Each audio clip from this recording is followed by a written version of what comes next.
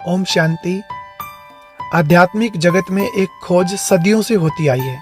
ना जाने कितने ही साधु महात्माओं ने कितने ही वर्षों तक कठोर साधना की, जप तप किया, कभी पहाड़ों पर तो कभी गुफाओं में उस परम सत्ता का स्मरण किया। यहाँ वहाँ उसको कितना ढूंढा, लेकिन विचार करने की बात है, क्या कभी किसी को उस परमात्मा पिता का सत्य परिचय मिला? एक तरफ कहते हैं सबका मालिक एक, और दूसरी तरफ अलग अलग रूप में उसको याद करते पूजते। तो आज के इस राजयोग कोर्स का विषय यही रहेगा कि परमात्मा कौन है, कहाँ रहता है वो, और उसके साथ हमारा क्या रिश्ता है। तो आइए सुनते हैं भगवान का वास्तविक नाम, रूप, देश, काल क्या है। ओम शांति। प्रथम सत्र में हमने स्वयं का परिचय प्राप्त किया कि हम खुद कौन हैं।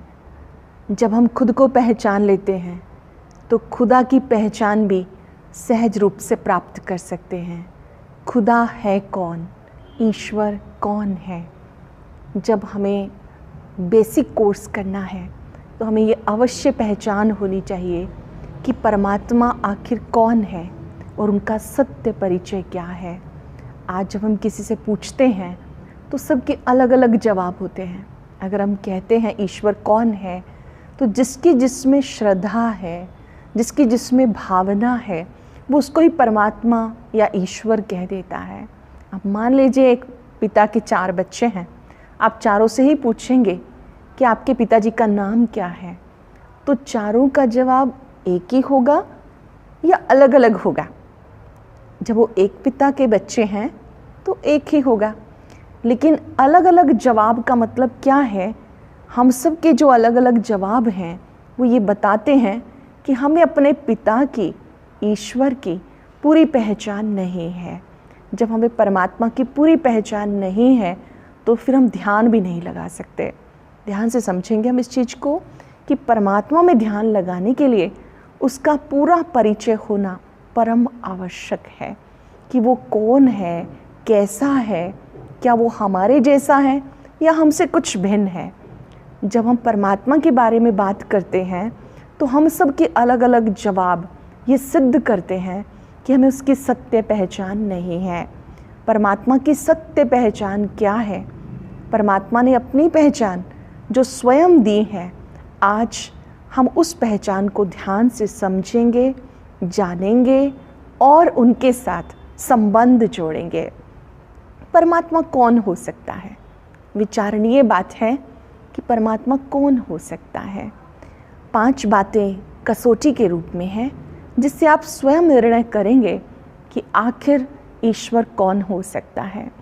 सबसे पहली बात, परमात्मा उसे कहते हैं जो सर्वमान्य हो। सारी दुनिया जिसको अपना पिता स्वीकार करे, केवल वही परमात्मा है। जिसे कुछ लोग मानते हैं, कुछ नहीं मानते हैं। वो कोई महान आत्मा हो सकती है, कोई देव आत्मा हो सकती है, कोई पुण्य आत्मा हो सकती है, लेकिन परमात्मा केवल वही होता है जो सर्वमान्य हो। दूसरी बात, परमात्मा वही है जो सर्वज्ञ हो, सब कुछ जानने वाला। वैसे भी जब हमें कोई बात समझ में नहीं आती तो हम क्या कहते हैं? अल्लाह जाने, खुदा जाने, गॉड नोज़। परमात्मा जानता है। केवल परमात्मा है जिसकी विशेषता है कि वो सर्वज्ञ है। तीसरी बात, परमात्मा वही है जो सब कुछ देने वाला है। कहते हैं देने वाला जब देता है तो छप्पड़ फाड़ के भी देता है।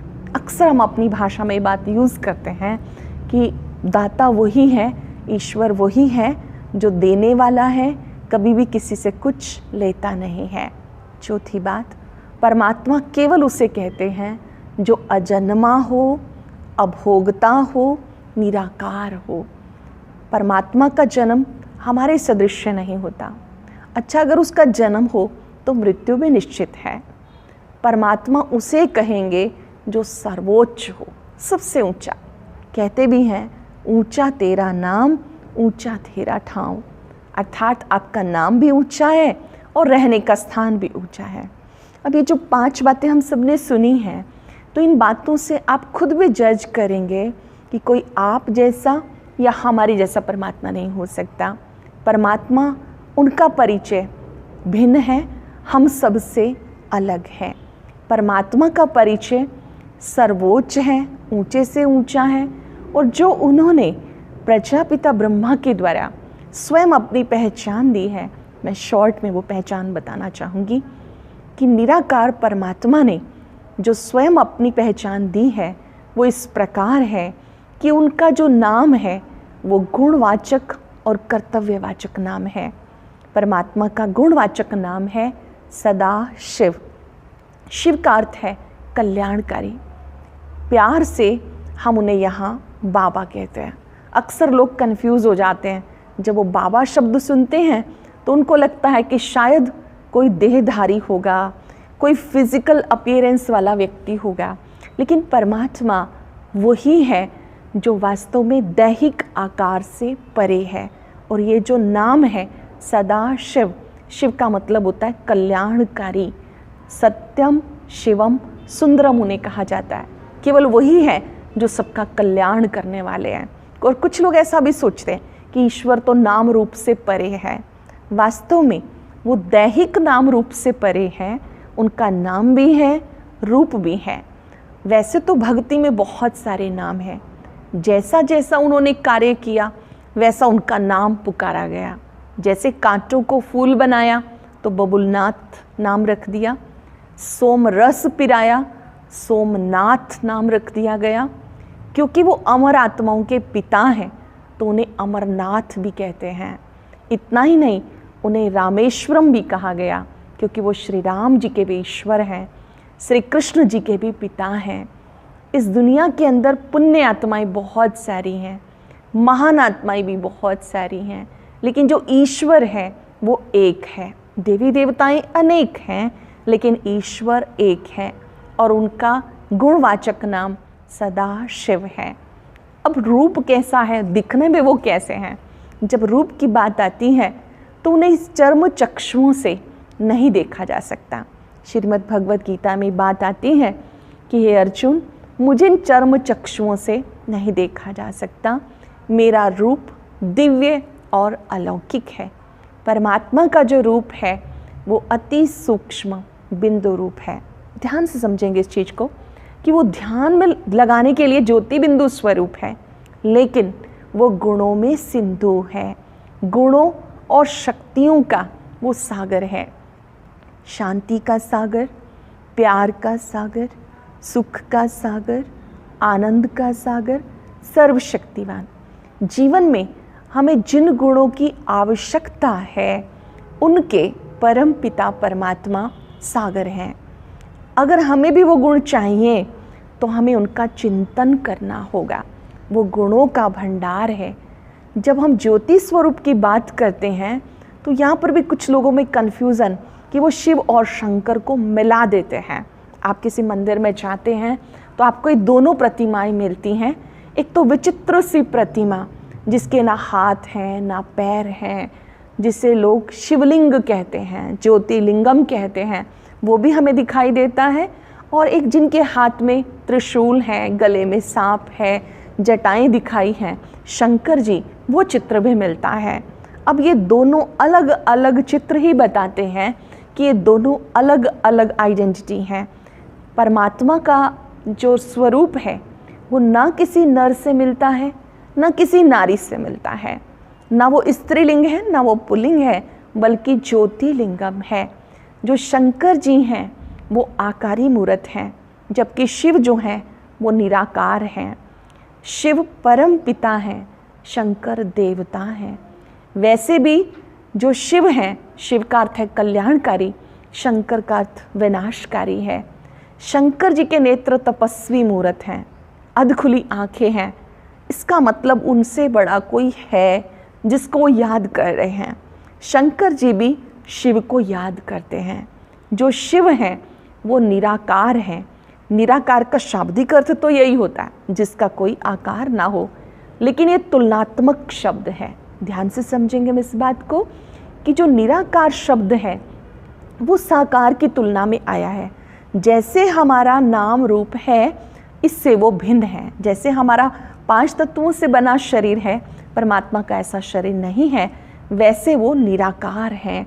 जैसे हम किसी के लिए कहते हैं कि ये व्यक्ति मोटा है, पतला है, मीठा है, कड़वा है, जैसे तुलनात्मक शब्द हैं, ऐसे साकार की तुलना में निराकार शब्द आया है।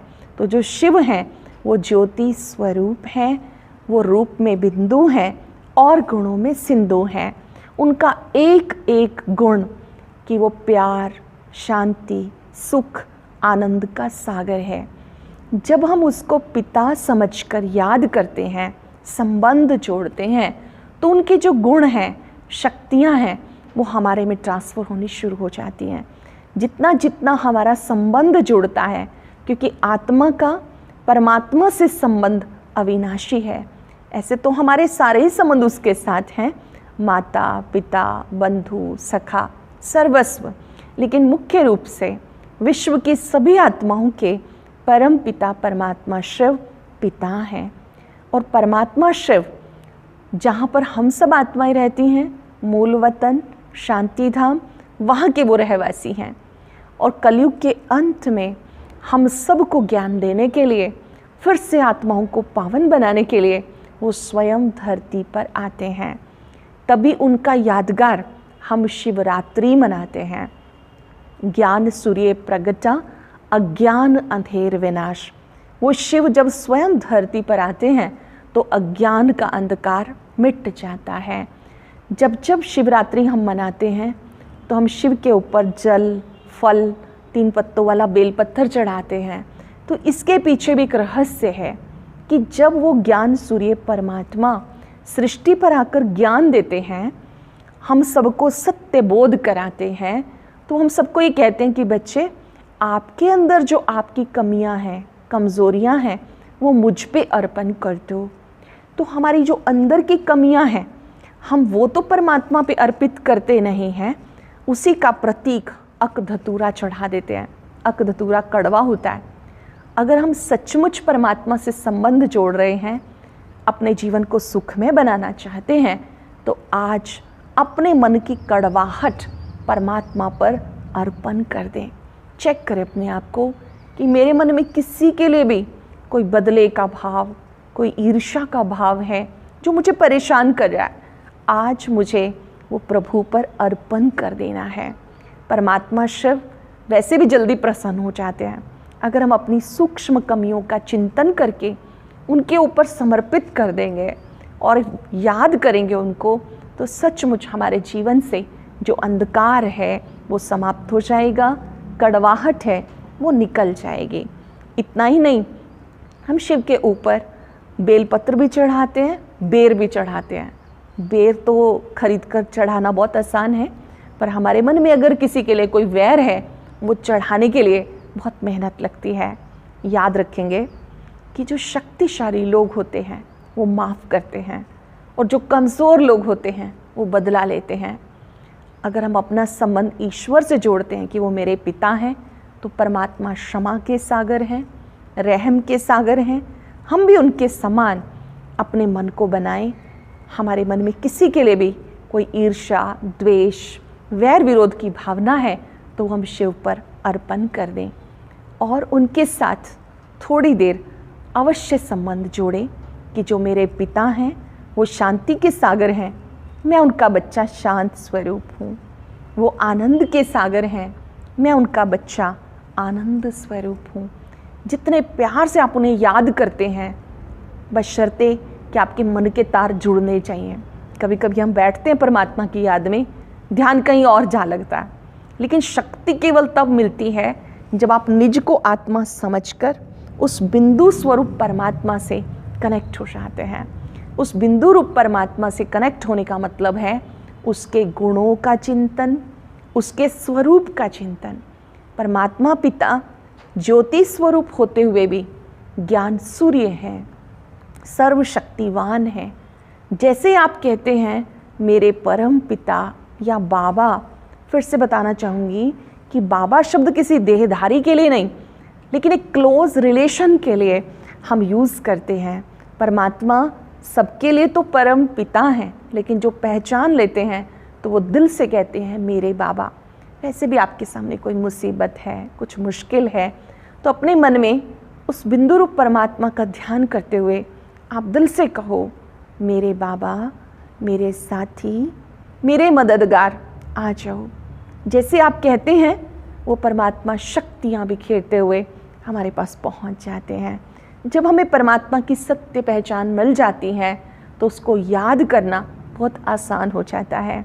उन पर हमारा पक्का निश्चय हो कि मैं जो हूँ, जैसा हूँ, मेरे पिता मुझसे प्यार करते हैं। नो डाउट हमारे में बहुत सारी कमियां हैं, कमज़ोरियां हैं, हम स्वयं भी जानते हैं और ईश्वर भी जानते हैं। लेकिन अगर हम कहते हैं कि मैं जो हूँ, जैसा हूँ, प्रभु का हूँ, तो प्रभु अपनी शक्तियाँ देकर हमारी कमियों को दूर करते हैं, बशर्ते कि सच्चे दिल से याद किया जाए, उनके साथ संबंध जोड़ा जाए और पक्का निश्चय हो।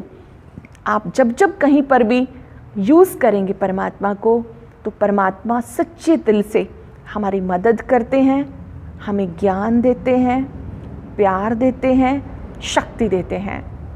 जब हमें शिव बाबा का पूरा परिचय मिल गया कि वो रूप में बिंदु है, गुणों में सिंधु है, वो प्यार का सागर है, सुख का सागर है, तो कोशिश करो कि हर कार्य करते हुए उस पिता को साथ रखो। एक सुंदर अनुभव करेंगे आप जब आपकी आंख खुले, सुबह उठते ही प्रयास करें जल्दी उठें। जितने बजे भी आप उठ पाते हैं, सबसे पहले परमात्मा पिता से गुड मॉर्निंग करें। जब आप उठते ही गुड मॉर्निंग करते हैं तो पूरा दिन आपका खुशियों से भरा होगा। और जब आप गुड मॉर्निंग करते हैं तो उसके साथ साथ ज़रूर विचार कीजिए कि आज मेरा बहुत अच्छा दिन है, बहुत अच्छा दिन है, खुशियों भरा दिन है, मंगलमय दिन है। और फील करें कि जैसे आपने परमात्मा से गुड मॉर्निंग की तो परमात्मा की किरणें सूर्य के समान आपके मस्तक से लेकर पूरे शरीर में प्रवाहित हो रही हैं। आपका तन भी स्वस्थ हो रहा है, मन भी स्वस्थ हो रहा है। फिर जब आप कोई काम करते हैं तो भी बड़े प्यार से बाबा को अपने पास बुलाएं, परमात्मा को अपने पास बुलाएं। खाना खाने से पहले, गाड़ी में बैठने से पहले, जैसे आप गाड़ी में बैठें कुछ सेकंड के लिए उस महाज्योति को अपने पास बुलाएं। फील करें आपके आगे की सीट पर परमात्मा बैठे हैं और जोश और होश का बैलेंस रख के गाड़ी चलाएं, तो आपका माइंड भी बहुत पीसफुल रहेगा और आपको बहुत खुशी भी मिलेगी। और दिन भर के हर कार्य करते हुए जब आप परमात्मा को याद करते हैं तो परमात्मा आपकी मदद भी करते हैं, गाइडेंस भी देते हैं। और जब आप रात को सोने लगते हैं, very important time for us, जब आप सोने लगते हैं तो दिन भर की कोई भी बातें हैं जो आपको परेशान कर गई, जो आपके मन की स्थिति को हिला गई, उसी समय सब कुछ प्रभु अर्पणम कर दें। आपकी निंदा हुई, स्तुति हुई, मान हुआ, अपमान हुआ, सब कुछ शिव के ऊपर अर्पण कर दें। चलो हमें शक्ति कम ही सही, परमात्मा सर्वशक्तिवान है। जब आप सोते समय उसको अपने बोझ दे देते हैं और आप फील करते हैं कि परमात्मा का वरद हस्त मुझ पे है, परमात्मा की शक्तियाँ ही उसका वरद हस्त हैं जो हम सबको बहुत आनंद देती हैं, तो याद करते करते सोएं। ध्यान से समझिएगा इस चीज़ को कि दिन भर में बहुत कुछ ऊपर नीचे होगा, क्योंकि हम सब इस कर्म क्षेत्र पर रहते हैं, तो सब कुछ सीधा नहीं चलता, इसमें बहुत कुछ ऊपर नीचे भी होता है। और वो सारी बातें जो आपके मन में बोझ की तरह से हैं, वो आप परमात्मा को देकर सोएं। तो जब आप देकर सोएंगे तो आप फील करेंगे कि आप जब सोए तो आप बहुत खुशी खुशी सोए, मुस्कुराते हुए सोए, आपका जो मन है वो बिल्कुल डांसिंग स्टेज पे है। तो जब आप उठेंगे तो आपका मन बहुत प्रसन्न होगा। आप करके देख सकते हैं। अगर आज कोई बोझ मन पे रख के सोते हैं तो next day start with stress, और जब आप सुबह उठेंगे तो आपके मन में बहुत मुरझाइश, उदासी, परेशानी होगी। तो कितना भी टाइम लग जाए, रात को सोने से पहले अपने मन को बिल्कुल हल्का कर दो। बहुत सारे बोझ हैं जो हम नहीं उठा पाते, लेकिन वो देने तो आना ही चाहिए। परमात्मा पिता हम सबके बोझ लेने के लिए आए हैं, हम उनको अपने बोझ दे दें और फील करें कि मैं उसकी गोदी में विश्राम कर रहा हूँ। बहुत सी आत्माएं ऐसी हैं जो अपने जीवन में कदम कदम पे निराशा का अनुभव करती हैं, बोझ का अनुभव करती हैं, पर ये बोझ देने भी आने चाहिए। अगर हम शिव बाबा को अपने बोझ दे देते हैं और ट्रस्टी बनकर जीते हैं तो आप बहुत खुश भी रहेंगे और परमात्मा की मदद का अनुभव करेंगे। एक छोटी सी बात सुनाती हूँ मैं आपको, जिससे आपको समझ में आएगा कि हम कैसे ट्रस्टी बनकर जी सकते हैं। एक बार एक व्यक्ति बहुत दुखी हुआ। वो व्यक्ति स्वयं राजा था। इतना परेशान कि उसके मन में आया कि अब ये सब कुछ छोड़ के चले जाना चाहिए। नहीं, कई बार हम लोग इतने स्ट्रेस में हो जाते हैं, हम सोचते हैं कि यहाँ से चले जाना ज़्यादा अच्छा है, रोज़ रोज़ मरने से एक ही बार मर जाओ वो ज़्यादा अच्छा है। तो राजा के मन में भी आया कि मैं सब कुछ छोड़ के चला जाऊँ। और ये बात उन्होंने अपने गुरुजी को कही कि गुरुजी, मैं ये राजभाग नहीं संभाल सकता, अब मुझे आप छुट्टी दे दें और मैं यहाँ से जाना चाहता हूँ। तो गुरुजी ने कहा कोई नहीं, आपको अगर जाना है तो अपने बेटे को गद्दी पे बिठाएं। तो वो कहता है कि बेटा तो बहुत छोटा है, वो गद्दी पे नहीं बैठ सकता। तो गुरुजी ने कहा ठीक है, आप राज दरबार में देख लो, कोई योग्य व्यक्ति हो तो वो बैठ जाए। बहुत सोचने के बाद राजा ने कहा कि गुरुजी मेरी नज़र में तो कोई है नहीं। तो गुरुजी ने कहा ठीक है, अगर तुम नहीं संभाल सकते मैं संभालता हूँ, आप जाओ जहाँ जाना है। अब राजा को बड़ी खुशी हुई कि मेरा जो कारोबार है वो मेरे गुरुजी संभालेंगे। थोड़ी देर बैठा रहा राजा, सोचता रहा। राजकोष की तरफ हाथ बढ़ाया कि मैं कुछ पैसा लेके चला जाता हूँ। जैसे ही उन्होंने राजकोष की तरफ हाथ बढ़ाया तो गुरुजी ने मना किया, आप यहाँ से तो कुछ लेके नहीं जा सकते। तो राजा को भी समझ में आया कि यहाँ से तो कुछ नहीं लेके जा सकता मैं, क्योंकि मैंने गुरुजी को अर्पण कर दिया। काफ़ी देर सोचता रहा। 1 घंटे के बाद जब चलने लगा राजा, गुरुजी ने कहा कहाँ जा रहे हो? तो उन्होंने कहा बस कहीं नौकरी ढूंढ लेता हूँ। गुरुजी ने कहा अगर आपको नौकरी करनी है ना तो आप मेरे पास कर लो। तो अब राजा को बात समझ में आई कि ठीक बात है, मैं यहाँ भी कर सकता हूँ। अब प्रतिदिन वो राजगद्दी पर सुबह 9 बजे बैठते और रात को 9 बजे हिसाब दे देते। राजा सेवक बन गया और वहाँ पर बैठकर प्रतिदिन अपना कारोबार करने लगा। 8 दिन बीते, 10 दिन बीते। गुरुजी ने पूछा सेवक क्या हाल चाल है? अब राजा तो वो था ही नहीं। सेवक क्या हाल चाल है? कहता है मैं बहुत खुश हूँ, बहुत खुश हूँ। उन्होंने कहा एनी स्ट्रेस, टेंशन? कहते नहीं, अब कोई स्ट्रेस नहीं, कोई टेंशन नहीं। तो गुरुजी ने कहा अब भी तो आप वही कर रहे हो जो पहले कर रहे थे। तो उन्होंने एक बड़ी अच्छी बात कही कि गुरुजी, पहले जब मैं कर रहा था तो मेरे मन पे एक बोझ था, अब मुझे ये पता है प्रॉफिट हो या लॉस मेरा नहीं, गुरुजी का है। तो गुरुजी ने कहा जैसे तुम्हें मुझ में विश्वास है, मुझे परम सतगुरु सत्यम शिवम सुंदरम पे विश्वास है कि वो मेरे साथ है और मैंने बोझ उसको अर्पण कर दिए। सचमुच जब हम उसको याद करते हैं, उसके साथ संबंध जोड़ते हैं तो जीवन खुशहाल बन जाता है। तो परमात्मा का परिचय पाने का अर्थ क्या है कि आज से जो भी आपके अनावश्यक बोझ हैं, चिंताएं हैं, वो सब समर्पित कर दें और ये अनुभव करें मैं ट्रस्टी हूँ। जैसे बैंक में कैशियर के पास कितना कैश होता है, उसको पता है मेरा नहीं है, मैं तो केवल संभाल रहा हूँ। ठीक इसी तरह से हम अपने परिवार को, घर को, जिम्मेवारियों को बहुत अच्छे से रियलाइज़ करें कि ये सब कुछ प्रभु का है। घर भी प्रभु का है, परिवार प्रभु का है, बच्चे उसी के हैं। अब मेरी ड्यूटी और बढ़ जाती है कि प्रभु परिवार है तो ये सुखी रहना चाहिए, ये बच्चे प्रभु के बच्चे हैं तो सुसंस्कारित होने चाहिए। देखिए, परमात्मा को जानने का अर्थ कोई घर बार छोड़ के जाना नहीं है। परमात्मा को जानने का अर्थ कोई कारोबार से छुट्टी लेना नहीं। परमात्मा को जानने का मतलब है कि कदम कदम पर हम उसका साथ लेंगे, उनको याद करेंगे और अपने जीवन को खुशहाल बनाएंगे। जब आप कदम कदम पर शिव बाबा को याद करते हैं तो वो आपकी मदद करते हैं। परमात्मा के परिचय में मुख्यतः हमें 6 बातों का ज्ञान होना चाहिए कि उनका नाम क्या है। उनका नाम है गुणवाचक नाम सदाशिव, रूप है उनका ज्योति स्वरूप और उनके गुण हैं ज्ञान के सागर, शांति के सागर, प्यार के सागर। और उनके साथ जो हमारा संबंध है वो पिता पुत्र का संबंध है, बाकी भी सभी संबंध हमारे उसके साथ हैं। और उनके आने का समय है कलयुग का अंतिम समय, जब हम पुरुषोत्तम संगम युग कहते हैं। इसी तरह से उनके जो मुख्य रूप से कर्तव्य हैं वो है पतितों को पावन बनाना। अब हम कुछ पल के लिए चिंतन के द्वारा शिव बाबा को याद करेंगे, महसूस करेंगे पल पल मेरे साथ है। आप कुछ पल के लिए अपने मन को अपने स्वरूप पर एकाग्र करें। मैं भ्रिकुटी में चमकता हुआ दिव्य सितारा हूं।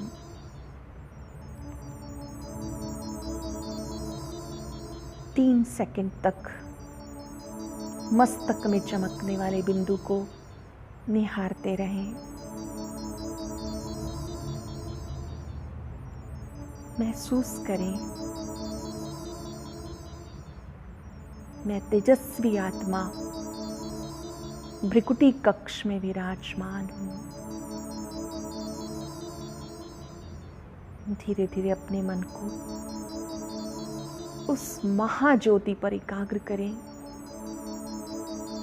जो सत्यम शिवम सुंदरम है, जो शांति के सागर है। जैसे आप सूर्य के सामने खड़े होते हैं, महसूस करें परमात्मा का पवित्र प्रकाश हमारे चारों ओर फैल रहा है। 5 सेकंड के लिए उस महाज्योति पर एकाग्र हो जाएं। उनकी अनंत किरणें मस्तक से लेकर पांव तक पूरे शरीर में फैलती हुई अनुभव करें।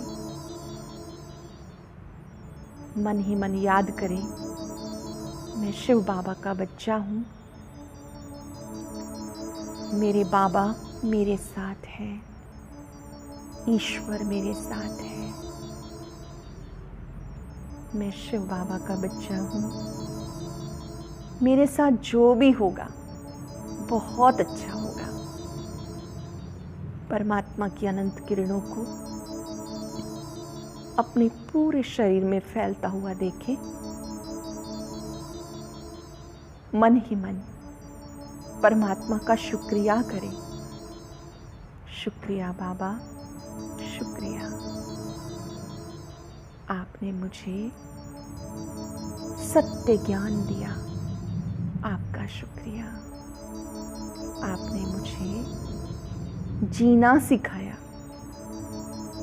मुझे बोझ मुक्त किया, आपका शुक्रिया। मुझे ट्रस्टी बनकर जीना सिखाया। इस शरीर में भी मैं आत्मा ट्रस्टी हूँ। शुक्रिया, शुक्रिया, शुक्रिया। ओम